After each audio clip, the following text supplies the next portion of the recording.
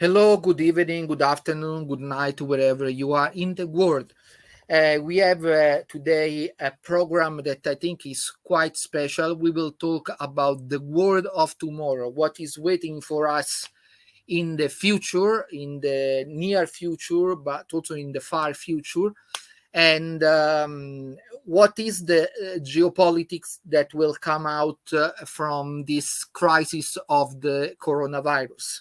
So, of course, we have not the we are not prophets, but we can try to read what are the events that we see today, and to read in these events the events that will happen in the future.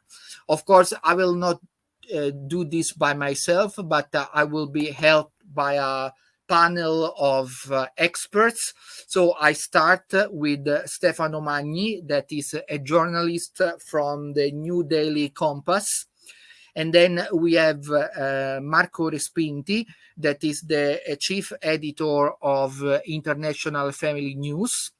And then I have Michael Severance, that is the director of the Roman office of the Axon Institute.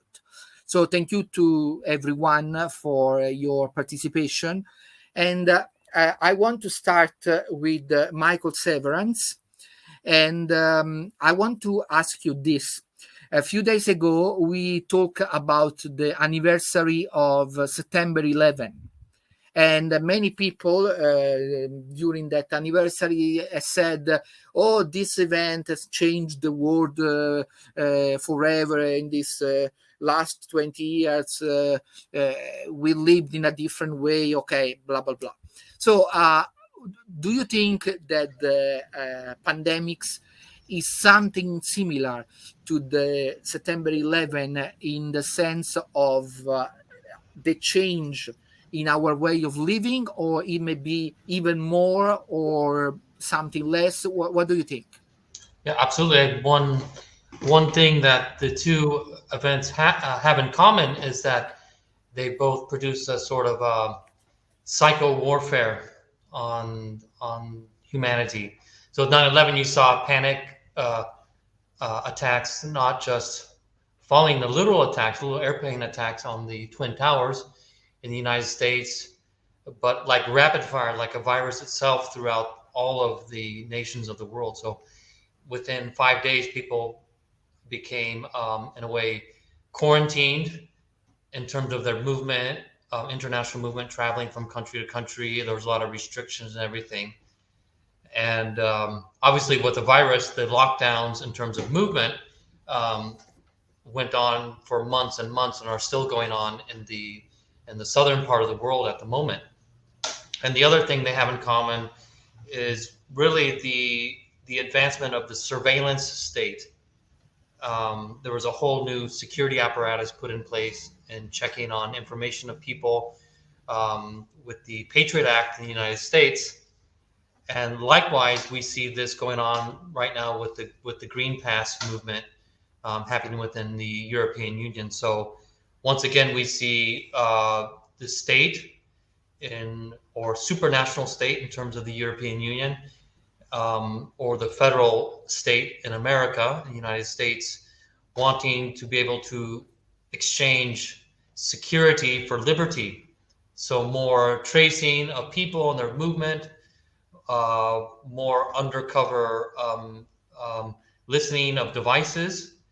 Now we're seeing in Australia that the actual thought police from 1984, George Orwell's novel 1984, are showing up at the door of Australian citizens, asking why they posted such and such a comment on social media, on Facebook. And this is the real correlation between the two events, which caused mass fear, global fear, and that the state came in as a protector of people's safety, and ultimately their civil liberties are wearing away one by one very quickly, with the coronavirus in a very, very rapid fashion. Thank you. I want to go to Stefano Magni. Stefano, because I want you to comment on this, what Michael has said about the surveillance state.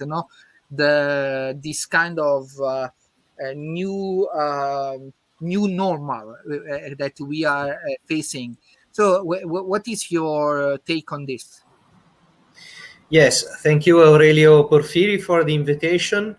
Yes, as Michael Severance stated before me, this process is very quickly. It is very quick, indeed. We knew that our civil liberties were protected by Constitution, and that the state couldn't violate our freedom of movement, at least, and our property rights.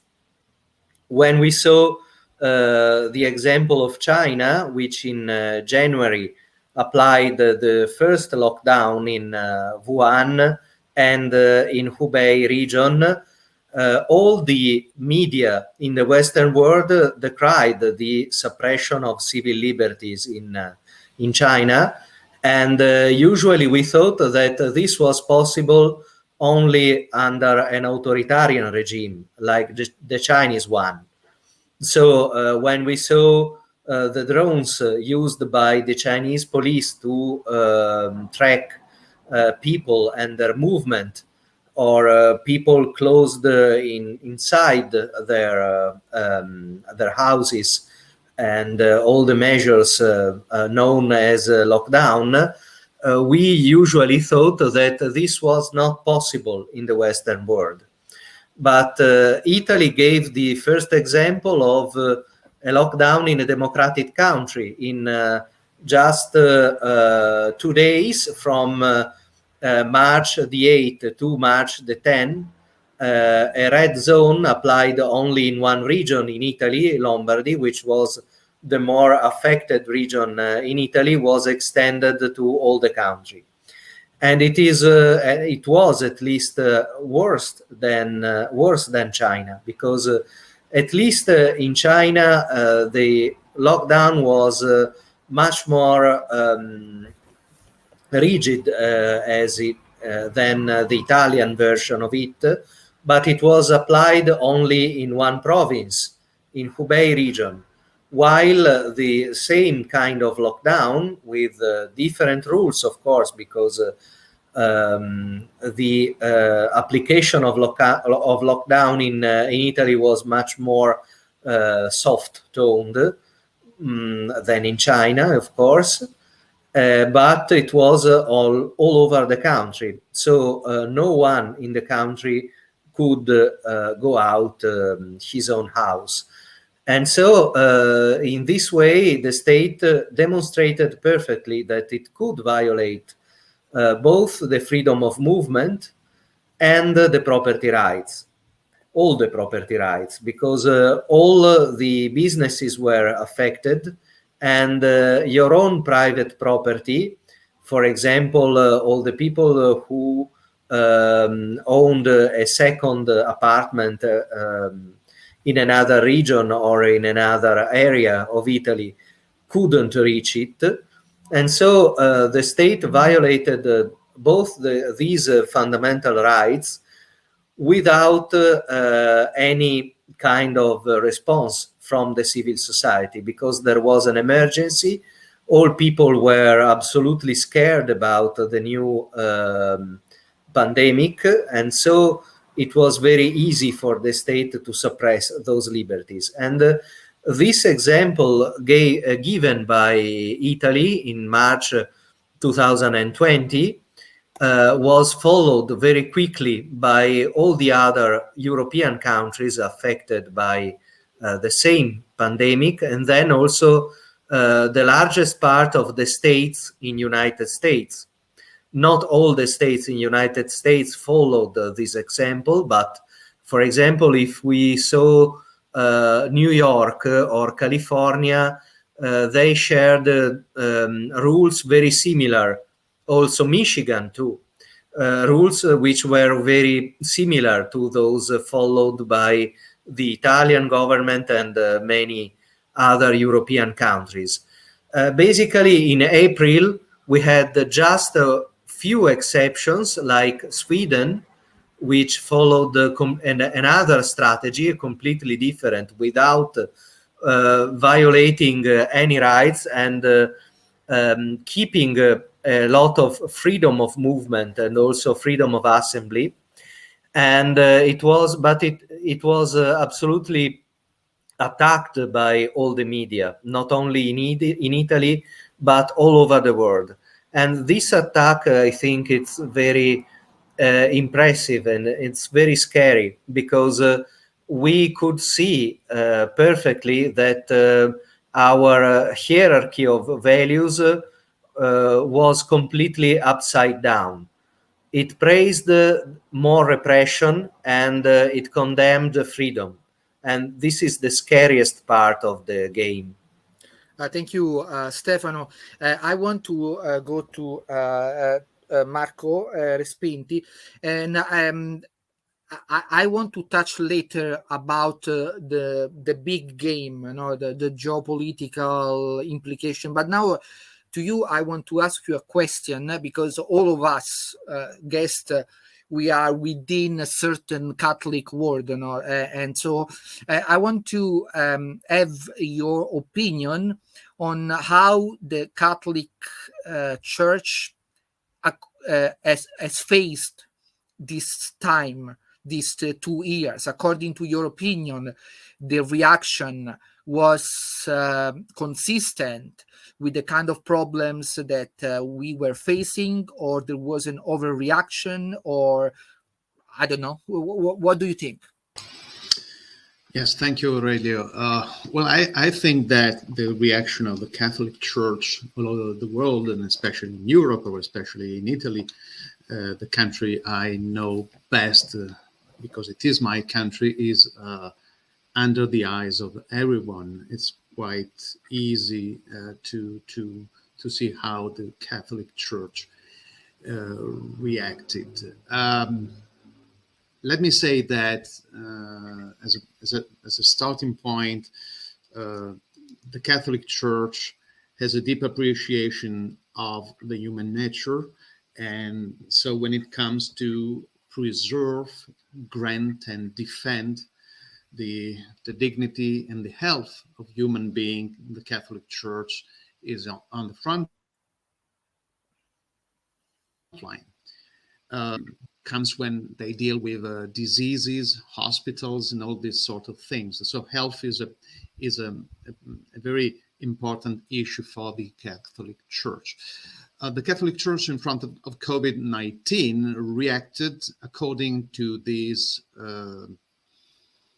understanding of her mission, so to speak, also in the health sector. So they interpreted and they are interpreting the present situation as a need to defend the health of the people.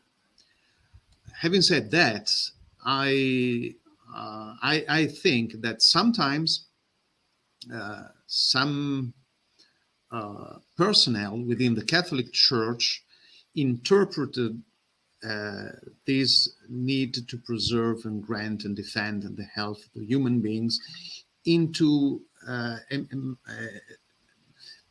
what I can describe as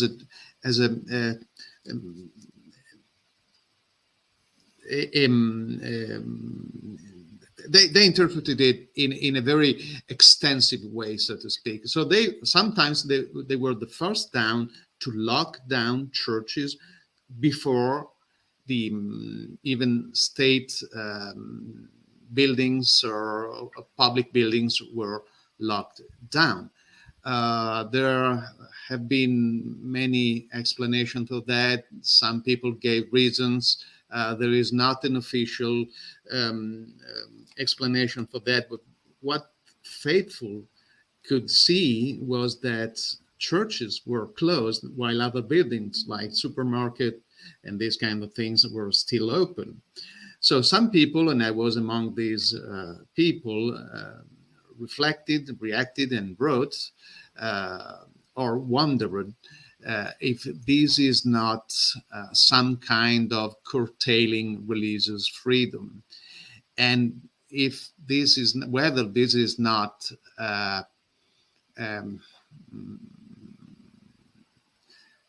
not considering religious freedom as a fundamental right, just like the right to health, just like the right to feed oneself. So supermarkets were open. So this question has still no satisfactory reply. And I think that the Catholic Church has acted in many ways for the good of the people to try to defend again their health and dignity, but sometimes they far-fetched too much some aspects of this defense, becoming more, as we say in Italy, more loyalist than the most loyal among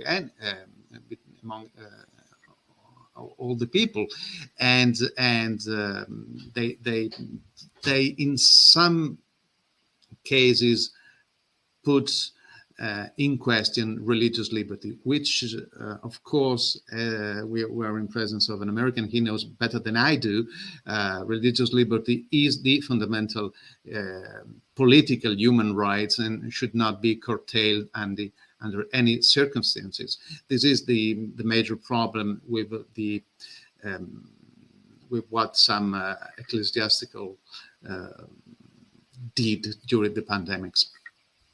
Thank you, Marco. Before going forward, I want to show you we are on Ritorna Itaca on YouTube, so please subscribe or go and subscribe to my Twitter account, Aurelio Porfiri, or go and like my fan page in Facebook, where these streamings are all broadcasted. And then if you want to be updated about my articles and streaming, go to Telegram and look for my channel, Aurelio Porfiri channel, and then you can be updated about everything I'm going to do in the future, or most everything, not really everything, but most of what I'm doing to do.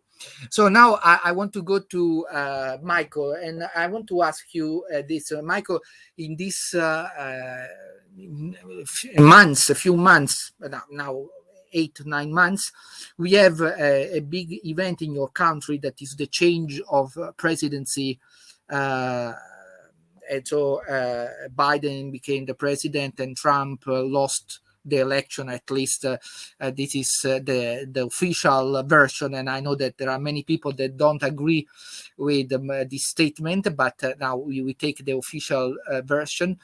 And I want to know how, according to your observation, how this has changed your country approach to the pandemics first, and how this will affect the future policies of your country in this regard, and in regard to the partner in Europe and abroad. I saw today that United States want to reestablish a better relationship with Europe, for example, or other issues. So what do you think is the real game there?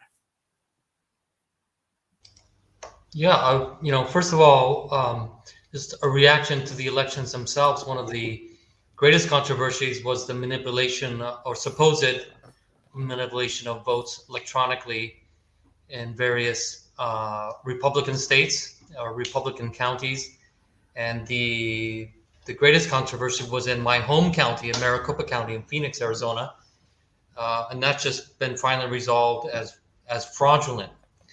So just in terms of the dynamic of trust between we the people, the sovereign citizens of the United States, and their leaders in government, the dynamic is not good right now. There's a very, very high level of mistrust between the leaders and those who are led.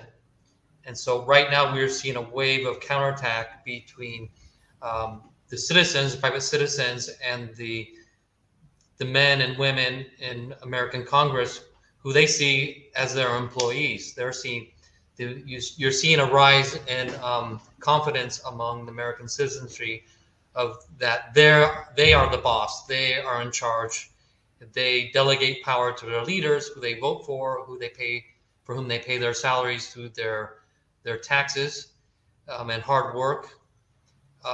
So in a way, if there was any type of negligence or actual criminality in the American elections, it really doesn't matter. What we're seeing now is the American people as individuals taking their power back.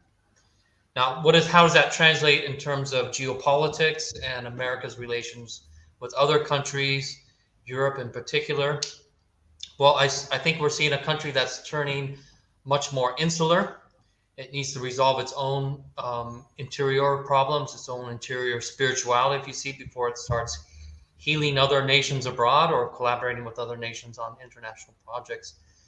So I think we will see the trend throughout the Biden presidency of intense interior conflict, looking to resolve some of the principal issues of constitutionality, of individual responsibility, individual freedom, much before the American project as a project of freedom and liberty of one and all for the entire globe begins to take precedent in terms of our interests abroad. Had former President Trump retained the presidency, for sure we would have seen, with regard to the virus, the vaccination program, much more individual liberty in terms of the state legislatures. As we're seeing right now, Biden, like Mario Draghi, is pushing for here in Italy for universal mandates. We're trying to force, at least on the federal level, those that work for the state or for the federal government in Washington, to all be vaccinated, to all require certain proof of health before going back to work. And we're seeing the private sector now imitating that without any governmental decrees, just following suit in terms of the federal culture.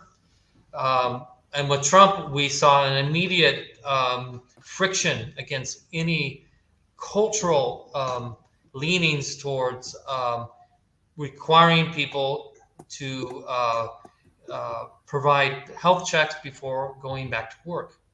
There's certain, as Marco Respinti was saying before, there's a certain universal right in terms of the religious freedom. So the religious side of people not getting vaccinated has a lot of correlation between the fetal cell lines that were supposedly used in the testing phases for many of the vaccines.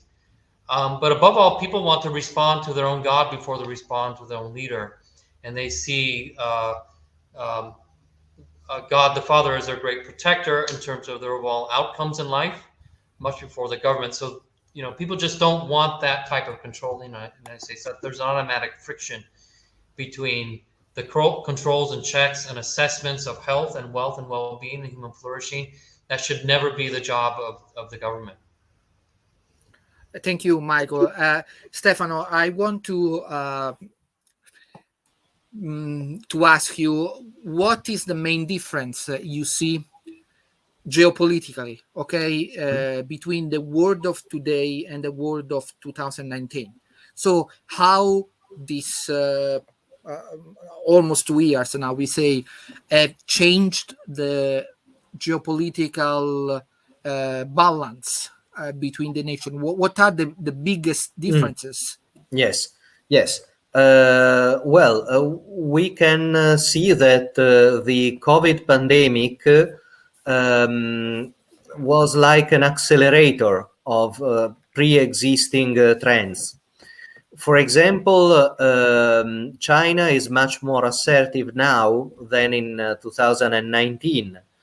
It accelerated the process of Siamization of Hong Kong and other autonomous regions. It put under control all the religious minority. So I think that this trend, very visible in China, was visible also in Russia, where there is a much more concentration of power in the hands of Vladimir Putin and his close circle of collaborators. and all the kind of oppositions are even more repressed now than before. But I think that other two processes were accelerated. The first one is US isolationism. US isolationism is not new, is one of the first policies of United States in general, but in particular in this century, the Obama administration began to retreat troops from all over the world, from Iraq, first of all, then also from Afghanistan. It was the Biden administration that announced for the first time the need to retreat the troops from Afghanistan after the killing of Osama bin Laden, and then also from Europe and Korea once possible. Trump accelerated even more and put a lot of emphasis on the isolationism with the America First policy, which is not only an economic policy. It is first of all an economic policy, but also the American presence in the world. And then with Biden, we saw that he is continuing this kind of policy. Among the other things, the retreat of all troops at all costs from Afghanistan and then Iraq. Maybe it will be other changes of this kind in the future. And then we see that in Europe, the last but not least, very important trend is in Europe, and it is the centralization of Europe. The process of centralization of Europe, which began officially with the Maastricht Treaty, with the foundation of European Union, with the intent of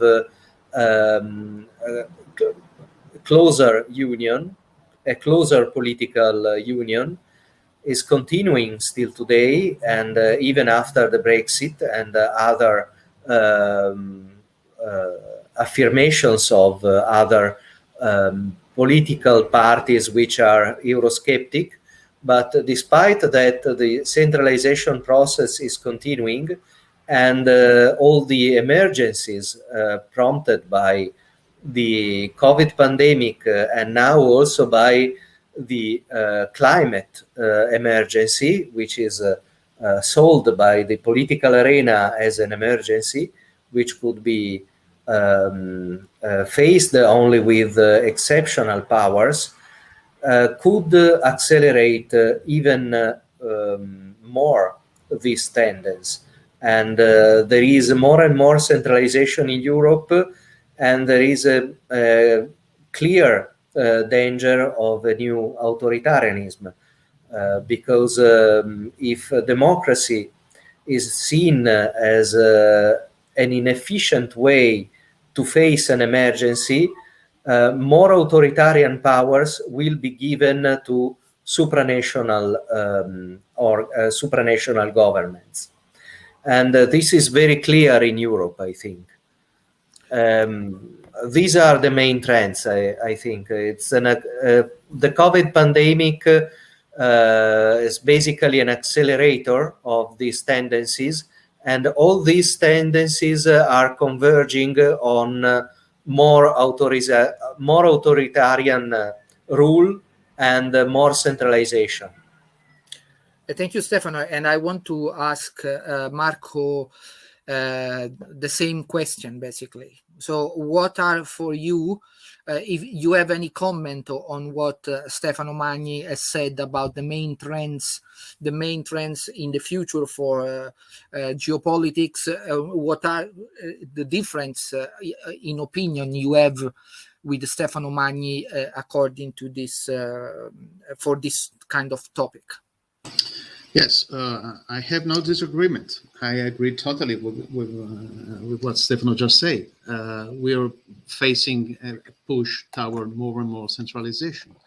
We are facing a push toward more and more control of national states, but above all, international organization. Could be the UN, could be the European Union, could be any other kind of private international organization pushing toward more centralization, more control, less liberty for people, enterprises, people, meaning persons and nations. So I totally agree with that.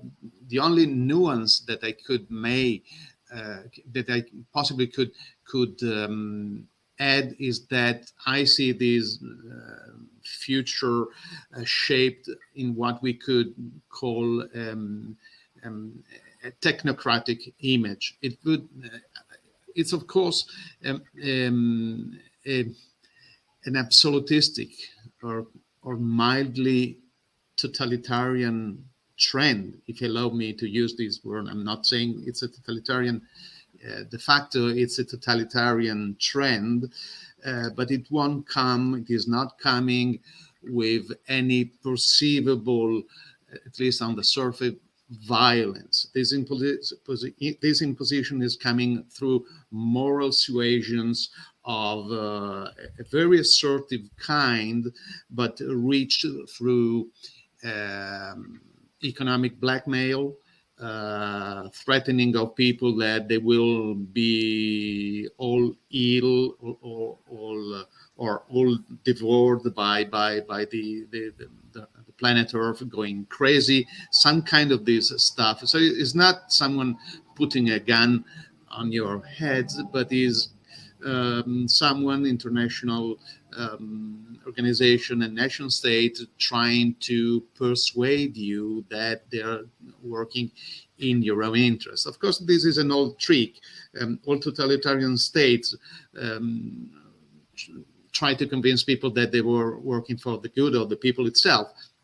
And keep in mind that all the communist, socialist, and totalitarian countries call themselves democratic republic, socialist democratic republic of this and that. So it's an old trick. But the main difference could be that power is now shared in international organization. They could be economic organization, governance oriented organization. So it is much more spread, meaning much more shared, meaning much more able to control different subjects.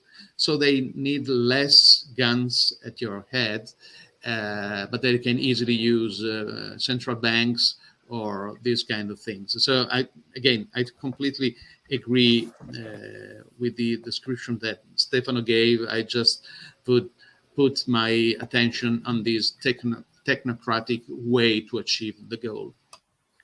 Thank you, Michael.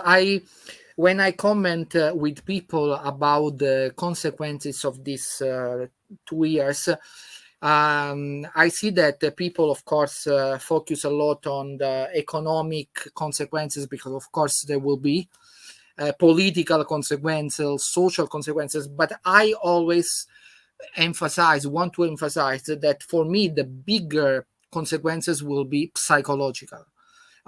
Because you see also with the young people, that they grow up with this kind of social distancing fear, and with all these things that of course affect also ourselves, but you can imagine how much more they can affect an adolescent.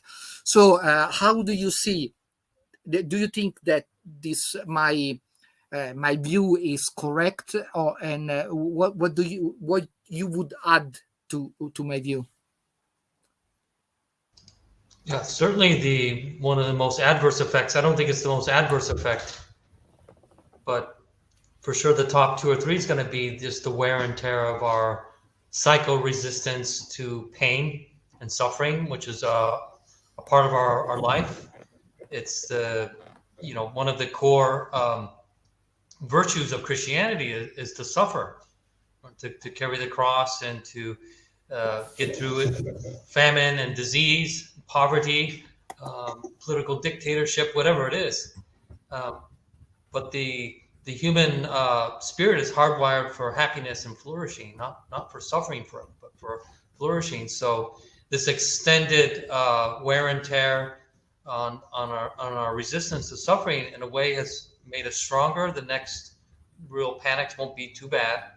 So in a way, it's been a 2-year blessing to put us in shape, perhaps, for greater persecutions that may be coming. I think we're all faced with the greater persecution of a growing surveillance state, the loss of civil liberties, fundamental human rights here and there, going to work, being able to speak as we wish, freedom of speech. We're losing those rights. So the 2 years of psycho warfare has made those that are strong and willing to fight even a better fight. So it's actually, in this sense, a positive thing. But perhaps without sounding too idealistic, the psycho warfare on persons that do not see the positive side of suffering has made them into lambs before wolves.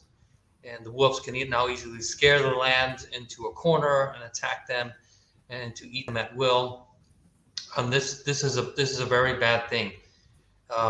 The psychological resistance is only a positive thing when people have perhaps a theological view of pain and suffering and what it's really for.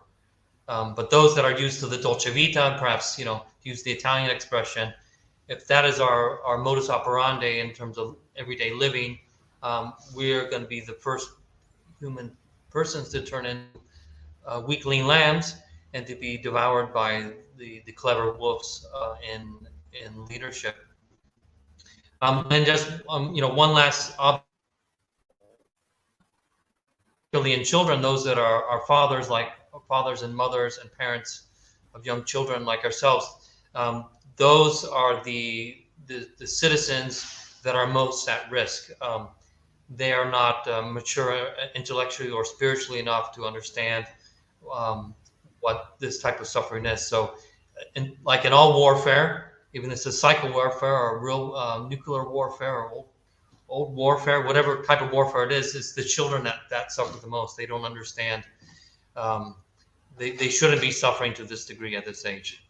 They should be living normal lives, having fun, enjoying themselves with their children, and really enjoying the fruits of freedom and loving the free life, the life of liberty. So that later in life as adults, it's a value that they will always fight for. But those that are growing up now in a suffering spirit, perhaps will accept that as the new normal. And that's what's dangerous in the long term. Thank you, Michael. And Stefano, you are a journalist. So, yes, according to your observation, how these 2 years have changed the world of communication? Yes. As a journalist, maybe I have to say something about the danger of the fake news and the danger of the misinformation or the weaponization of news and other stuff like that.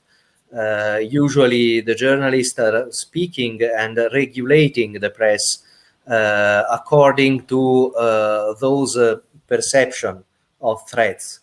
But I think that from my particular point of view, as a journalist or a very little newspaper, I see the opposite danger, because sometimes the news are considered fake even before they are news.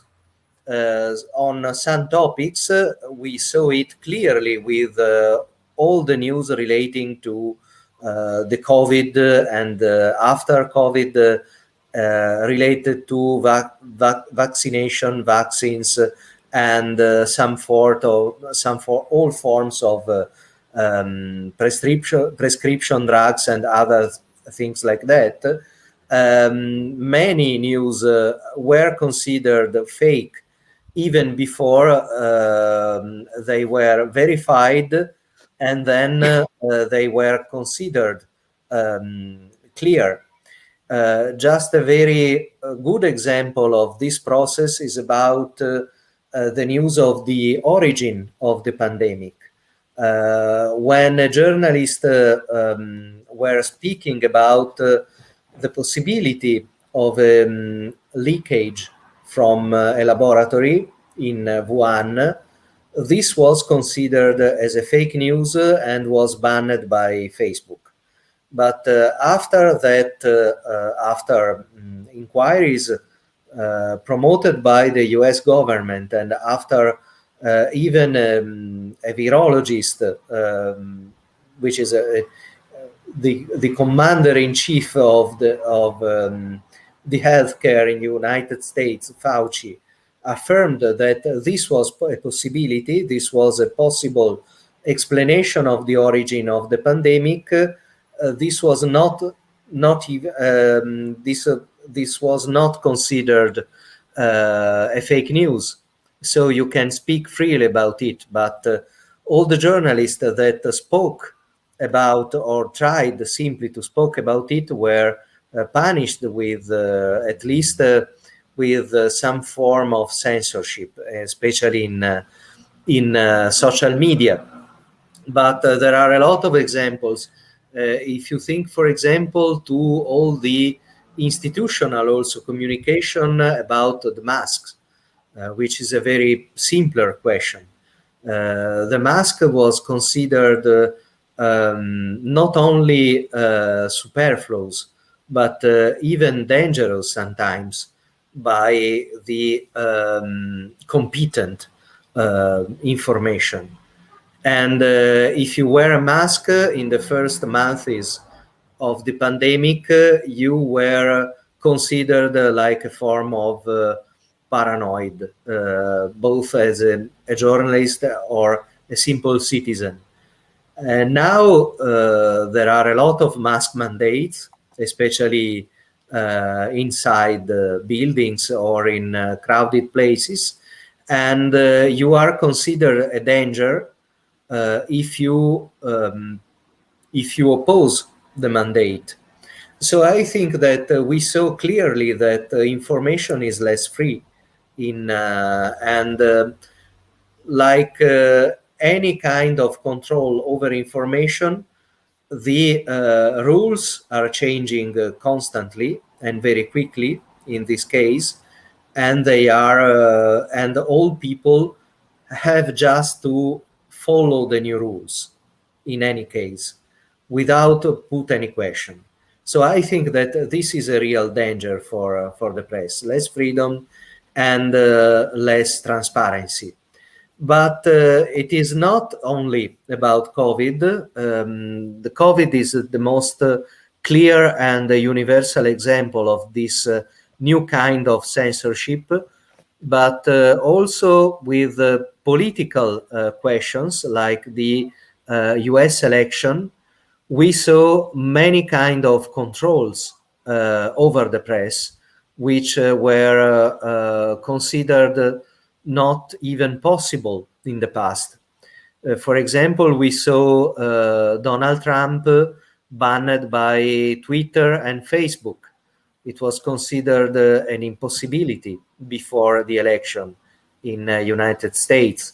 And many kinds also of political speech are simply considered like hate speech.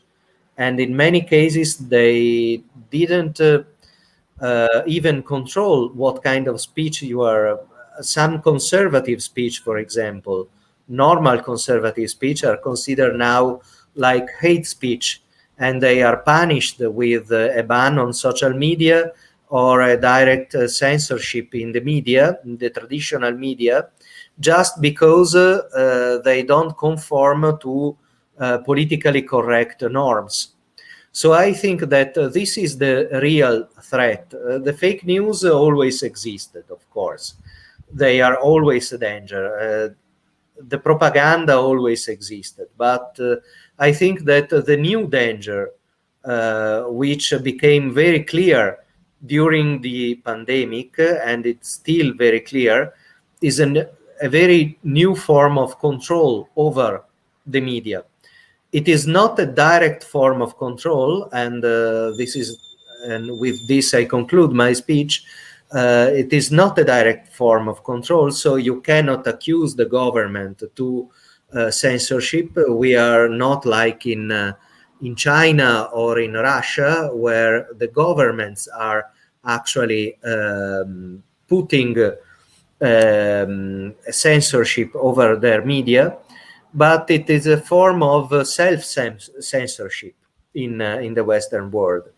So they are the CEO of the social media or the traditional media, which are applying rules of self-discipline and self-censorship. So I think that it is even more difficult to fight against it, because they are private companies which are systematically applying and following the rules of new censorship. So it is even difficult to protest against this form of repression. And this is, I think, the most difficult task for us as journalists in the future. Thank you, Stefano. Marco, I want to ask you, you are editor-in-chief of media called International Family News. So I asked Stefano how this pandemic has changed the world of communication. But I want to ask you, what was for you the influence of this time that we lived, or we are still living, on the Institute of Family? What kind of changes as presented? Yeah, a huge impact, I would say. The online magazine of which I'm the editor-in-chief, which comes in different languages, deals with what were called non-negotiable principles, so life and family first. And life and family have been affected by pandemics in many different ways, and I want to restrict myself into commenting the fact that the need for defending life and natural family has passed down the line for too many people, also within the Catholic Church. So there's these two basic elements: human life, defending human life from conception to natural death, and the natural family, which are constantly under attack in so many countries through referendum, through new legislation, through all different kinds of ways, have been put aside by many, because COVID has become not the priority, but the only topic worth discussing, commenting, and reporting on. If I can answer, adding also, since I am a journalist too, adding to what Stefano just said perfectly, I would say that what staggers me and threatens me is the fact he said that in the West it's a kind of self-censorship that journalists put upon themselves. This is completely true, but it reveals a weak mind, or so to speak, a lazy attitude toward doing their own job. To put it differently, journalists find much more convenient, and I'm using an economic term, to not say the truth, not research for the truth, and just repeat his master's voice. This is a scandal, of course, for all of our profession. It's a scandal for journalists, but it reveals a way. As I said before, it reveals a technocratic way of dealing with this kind of things. It is much more easy and convenient, and sometimes fashionable, not to question power, not to put questions to power. Family and life suffer from this, because every day new legislation is passed, every day new attacks upon the natural family and human life are brought forth by many subjects, and too many people, too many journalists, too many politicians, too many ecclesiastical find this not the topic of the day, simply. We will talk about that later, and this reminds me of what St. Paul heard in the Areopagus, and that later never came. I fear a world in which life and family are not put forward into any political, economical, social, ecclesiastical perspective.